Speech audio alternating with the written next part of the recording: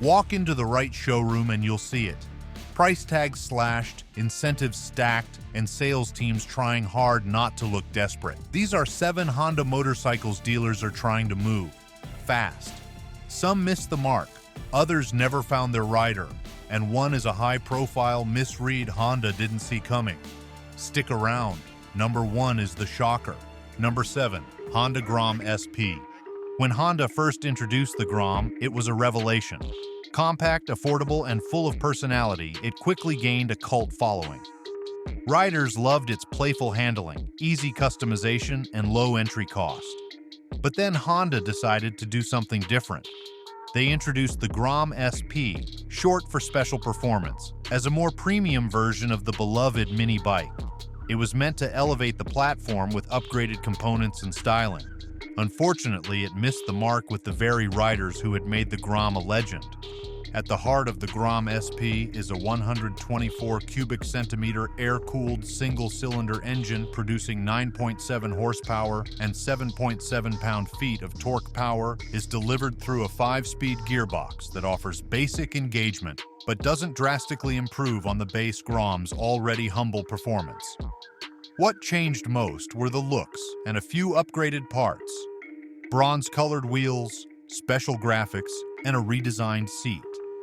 While these tweaks made the SP look slightly more aggressive, they did not meaningfully enhance the ride experience for most buyers. From a technical standpoint, the Grom SP remains a simple machine. The braking system consists of a single hydraulic disc at the front and a matching disc at the rear, giving it reliable stopping power for such a light machine. Suspension includes an upside-down front fork and a monoshock at the rear, slightly tuned for a firmer feel compared to the base model. The total curb weight is 227 pounds, making it one of the lightest motorcycles on the market. It has a seat height of just 30 inches and a fuel capacity of 1.6 gallons, further underscoring its urban and beginner-friendly character. The trouble begins when you look at the price. With a starting cost of $3,899, the Grom SP crosses into the pricing territory of used cruisers, like a Rebel 500, or entry-level naked bikes like the Yamaha MT3. For a bike with modest specs, that pricing alienates the core Grom audience, riders looking for fun on a budget. In the mini-moto community, affordability is king. The ability to modify, customize, and play around with the bike is part of the culture. Riders do not want to spend extra for factory cosmetics when they plan to strip or change them anyway. Compounding the problem, the SP's visual upgrades did not do enough to justify the added cost. While the bronze wheels and special livery catch the eye, they fall short of turning the bike into something meaningfully special. There is no boost in horsepower, no change in torque, no top-end equipment to warrant the upcharge. And because of that, buyers are walking past the SP and going straight for the standard Grom, or looking elsewhere entirely. Dealerships are now sitting on SP models that are collecting dust. While base Groms move quickly, especially in urban markets and among first-time riders, the SP is often left behind. Buyers either do not see the value or are unwilling to pay the premium for minor aesthetic upgrades. As a result, many dealers are forced to keep SP models on the floor much longer than expected. If small and pricey was a misstep, Honda's next move tried to be futuristic and just confused everyone. Before we go further, what you ride and where do you ride? Tell us in the comments below. We would love to hear your stories. Number 6. Honda DN01. There are motorcycles that break the mold and create a new category, and then there's the DN01, a futuristic gamble by Honda that seemed designed more for a concept showroom than a real-world dealership. The DN01 aimed to reinvent urban motorcycling. At its core is a 680 cubic centimeter liquid-cooled V-twin engine that delivers 61 horsepower and 47 pound-feet of torque. Honda paired it with a dual-clutch transmission, giving the bike an automatic twist-and-go feel, and added distinctive underseat storage, full-body integrated fairing, and a low-slung design that made the whole package look like something out of a sci-fi movie. On paper, the DN01 is a commuter's dream. It's approachable, practical, and futuristic. But that turned out to be exactly the problem. The DN01 didn't fit anywhere. Was it a cruiser? Not quite. A scooter? Too large and too fast? A sport bike? Definitely not. That identity crisis turned off traditionalists who didn't want a motorcycle that looked like a Star Wars prop. Even younger riders, who typically welcome innovation, weren't impressed. For many, the DN01 didn't have the soul of a real motorcycle. It felt too much like an appliance. No clutch lever, no gear shifting, no rumble, just a digital dash and a silent surge of torque. And for all its modernity, the riding experience left a lot to be desired. The seating position was awkward, the reach to the bars felt unnatural for taller riders, and the feedback from the front end was vague. Honda intended it to be a stress-free commuter, but instead, it created a machine that felt emotionally disconnected. Combine that with a relatively high price tag of $8,999, and it's no wonder sales sputtered almost immediately. For that kind of money, riders could get more traditional and engaging bikes with real aftermarket support, and that made the DN01 an extremely tough sell. The DN01 features a single front disc brake with a 2-piston caliper and a rear disc brake with a single piston setup, offering moderate stopping power more suited to city riding than spirited performance. The front suspension uses conventional telescopic forks, while the rear is equipped with a single Pro-Link shock mounted beneath the seat, tuned for comfort rather than cornering stiffness. The bike weighs in at 470 pounds fully fueled, placing it in the mid-weight category, but its stretched-out design makes it feel longer and heavier than it actually is. With a low 31.1-inch seat height and a wide front fairing, its stance is unique, low and long. But that very layout contributes to its strange ride dynamics and visual disconnect. Dealerships quickly realized they had a problem. Inventory started stacking up. Buyers weren't showing interest, even with aggressive trade-in deals. The DN01 simply couldn't find its place. Honda eventually phased it out, but that didn't stop dozens of units from lingering on showroom floors. Without a passionate fan base or second-hand demand, dealerships were left trying to clear stock with little success. If identity crisis sank this one, the next Honda tried to please everyone and pleased no one. Number 5. Honda CTX 700. When Honda released the CTX 700, it was supposed to be a bridge between comfort and confidence. The goal was clear: build a motorcycle that felt as familiar and unintimidating as a sedan, while still delivering on the freedom and lifestyle of two wheels. It featured a 670 cubic centimeter parallel twin engine, producing 48 horsepower and 44 pound-feet of torque, paired with an optional automatic transmission using Honda's dual-clutch system. The CTX was positioned as the ultimate entry-level cruiser, easy to ride, easy to own, and easy to live with. But in trying so hard to please everyone, Honda created a bike that pleased almost no one. The CTX leaned heavily into accessibility. It had a low seat height of 28.3 inches, swept-back handlebars, and forward-set foot controls to mimic the relaxed posture of a cruiser. On city streets, it offered smooth acceleration and low-speed stability that could inspire confidence in new riders. But the engine character was subdued, delivering power without any drama or soul. For experienced motorcyclists, the CTX was too mild. There was no thrill in its throttle response, no edge in its exhaust note, and no personality to set it apart. The automatic transmission only added to that disconnect, eliminating one of the most engaging parts of riding, shifting through gears. While the CTX was supposed to win over beginners, the pricing did it no favors. Starting at $7,699, it was significantly more expensive than other beginner bikes on the market, including Honda's own Rebel series. The CTX didn't justify the premium. Riders found themselves paying more for a bike that did less. Less customization, less excitement, and less long-term potential. Where the Rebel 500 or even the CB 500X offered an engaging ride and future upgrade paths, the CTX felt like a terminal point. a bike you outgrew before you even finished paying it off. Critics weren't kind either. Reviewers repeatedly described the CTX as forgettable. The styling was bland, with bulbous bodywork that lacked the aggressive edge of a cruiser or the clean simplicity of a naked standard. There was no strong visual identity, no classic lines, no modern aggression, no custom flair. And for an audience that values individuality, this was the kiss of death. The CTX became the motorcycle equivalent of a beige appliance, functional, reliable, but utterly lacking in excitement.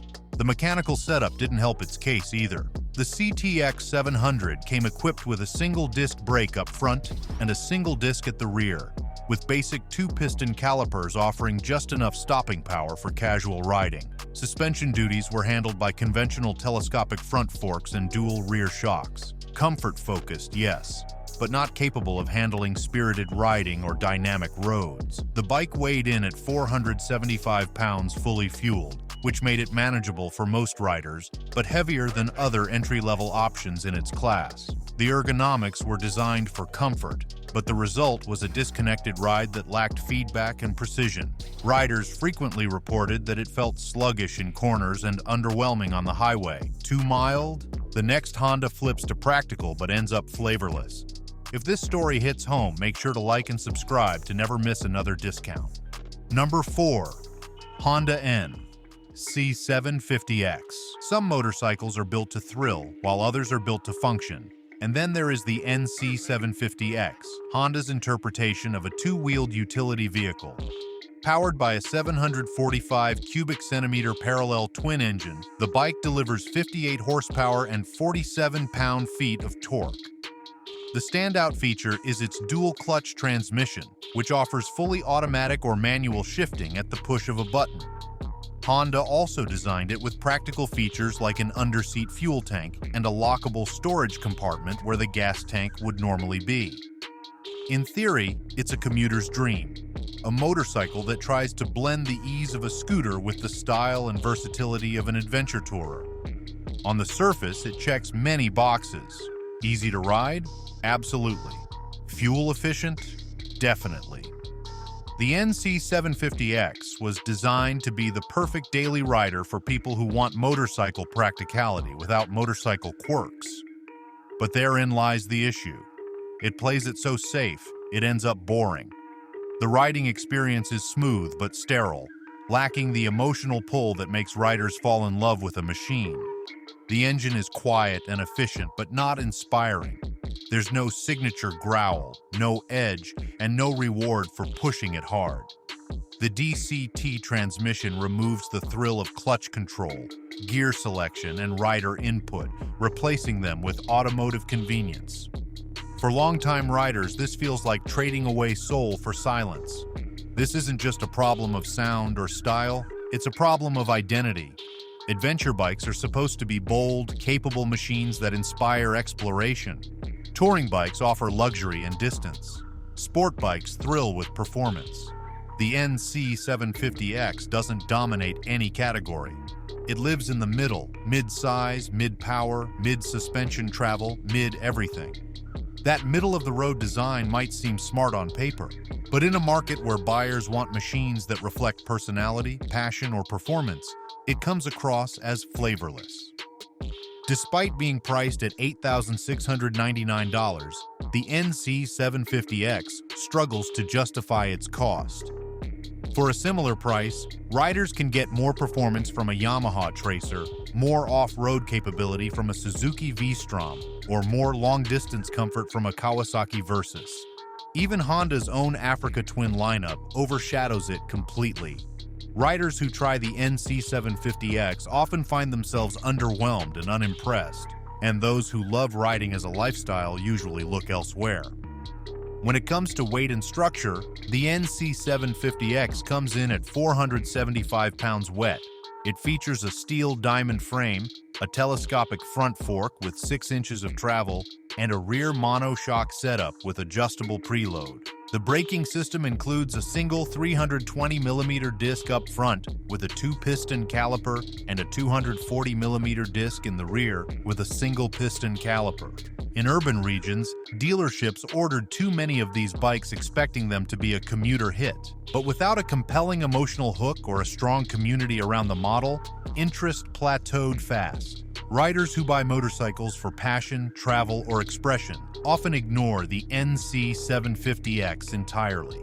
If Safe and Sensible doesn't sell, maybe Big Power will, unless the flagship can't find its vibe either. Number 3. Honda CB1000R. Some motorcycles come out swinging with power, precision, and purpose. Others, like the CB1000R, swing in too many directions at once and end up missing the mark entirely. Honda introduced the CB1000R as its flagship naked performance machine, a bike meant to bridge the gap between everyday usability and high-end performance. On paper, the numbers look solid. The bike is powered by a 998 cubic centimeter inline-4 engine that produces 143 horsepower and 76 pound-feet of torque. It also features Honda selectable torque control and a single-sided swing arm, aiming to blend technology with aggressive design. The problem? This bike has no clear identity. Honda called it a neo-sports cafe design, a fusion of retro cafe racer styling and modern muscle. But that blend didn't land with most riders. To fans of old-school aesthetics, it felt too sharp and over-designed. To sport bike lovers, it looked too restrained and awkwardly upright. In short, the styling didn't win over either group. And for a flagship machine, that kind of visual indecision is a death sentence. The price point made things even harder. Starting at $12,999, the CB1000R sits above other high-performance nakeds that offer more visual impact or real-world engagement. Riders comparing it to the Yamaha MT-10 or the Kawasaki ZH-2 often lean toward the competition, where they found either better technology or more emotional character. Even within Honda's own lineup, the bike faced competition from more affordable options like the CB650R, which many felt delivered 90% of the experience for far less money. For all its power, the CB1000R just doesn't offer a compelling reason to choose it over rival models. It doesn't have the raw edge of a super naked, nor the heritage appeal of a classic. It's caught in an awkward middle zone. Riders who buy in expect flagship performance and presence, but what they get is a motorcycle that plays it too safe. The exhaust note is muted. The ergonomics are relaxed rather than aggressive. The overall feel, despite the spec sheet, is tame. Honda aimed for refinement, but in a segment dominated by bold personalities. Refinement alone doesn't sell motorcycles. When it comes to mechanical components, the CB1000R is well equipped, but not exceptional. It uses fully adjustable Showa separate function forks up front and a Showa monoshock in the rear, giving the bike decent handling for urban and canyon use. Braking is handled by dual radial-mounted 4-piston front calipers on 310-inch discs with a single disc in the rear. Curb weight is listed at 467 pounds, which puts it in the same weight class as many of its rivals, though it lacks the same flickability in tight corners. The 19.7-inch seat height is manageable for most riders, and the bike offers a neutral riding position, but it doesn't inspire the aggressive control sport riders typically crave. Despite solid engineering and a respectable spec sheet, the CB1000R never achieved the success Honda envisioned. It exists in a niche that nobody seems to want. Too sporty for comfort-focused riders and too tame for thrill seekers. Its resale value has suffered as a result, and it lacks the enthusiast following that helps keep other underperforming models alive in the used market. Number 2. Honda Fury. At first glance, the Fury looks like everything a cruiser rider could want. Long, low, raked out, and dripping in chrome. It is Honda's boldest attempt at offering a factory-built chopper with all the attitude of a custom build, but none of the hassle.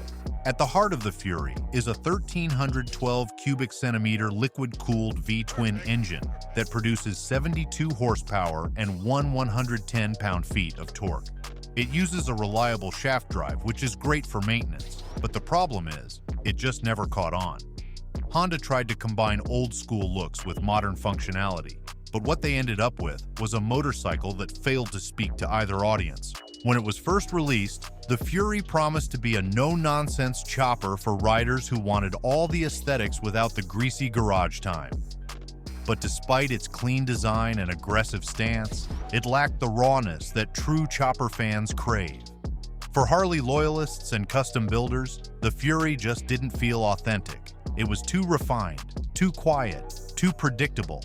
It had the silhouette of rebellion, but none of the grit. Riders who wanted a real chopper experience were not interested in a Honda version with polished fit and finish. Meanwhile, for traditional cruiser fans looking for comfort and everyday usability, the Fury didn't deliver either. The forward controls, wide bars, and stretched front end look fantastic in a showroom, but on the road, they translate into poor low-speed handling and awkward ergonomics. The rake on the front forks is over 32 degrees, which gives the bike its chopper vibe, but significantly reduces its maneuverability, especially in urban traffic or tight corners. Riders often reported fatigue from the stretched riding posture, making it a poor choice for long-distance touring.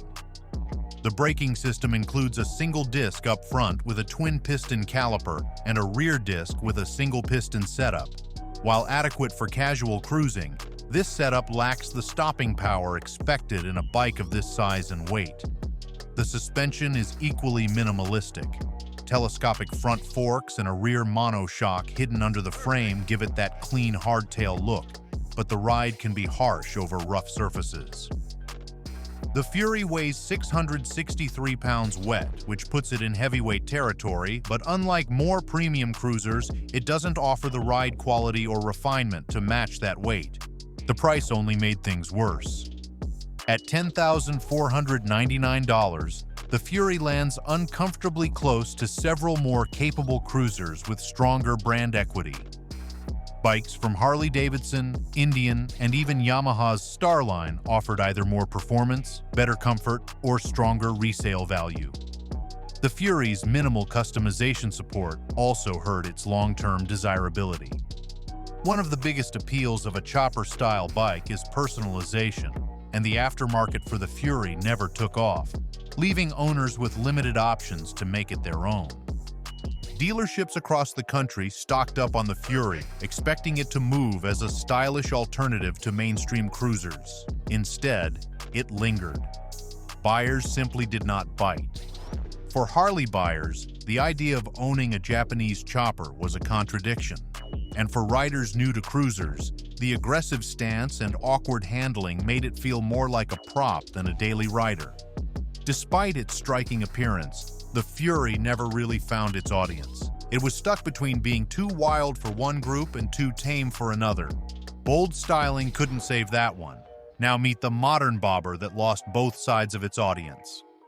Number 1. Honda Rebel 1100 DCT. When Honda introduced the Rebel 1100 DCT, it was pitched as the ultimate evolution of their entry-level cruiser family. It was meant to be the machine that welcomed Harley-Davidson riders into the Honda world, offering a bobber style, a big displacement engine, and smooth automatic performance. At the center of this heavyweight cruiser is a 1,084 cubic centimeter parallel twin engine adapted from the Africa Twin, producing 87 horsepower and 72 pound-feet of torque. Riders could choose between a traditional 6-speed manual or the dual-clutch transmission that gives this model its name. On the surface, it seemed like Honda had finally built a serious contender to stand toe-to-toe with the big American V-twin names. But very quickly, the Rebel 1100 DCT ran into a serious identity problem. It tried to blend traditional cruiser aesthetics with futuristic ease of use,